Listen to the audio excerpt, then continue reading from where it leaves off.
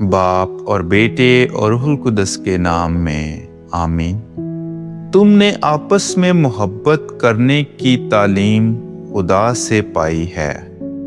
ہمارے لیے آج کی تلاوت مقدس پولس رسول کا تسالونیکیوں کے نام پہلا خط، اس کا 4 باب اور اس کی 9 آیت سے لے کر 12ویں آیت تک۔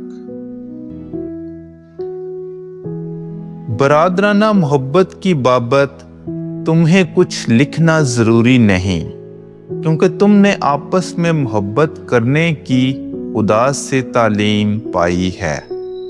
چنانچہ تم ان سب بھائیوں سے جو تمام مقدونیہ میں ہیں ایسا ہی کرتے ہو۔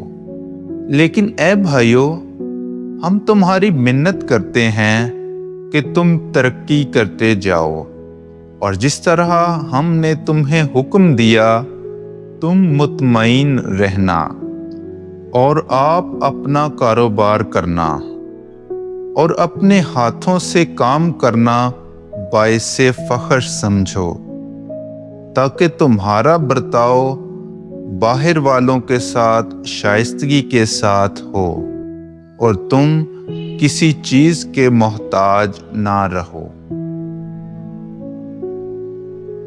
پاک کلام کے پڑھے اور سنے جانے پر خدا کی برکت ہو۔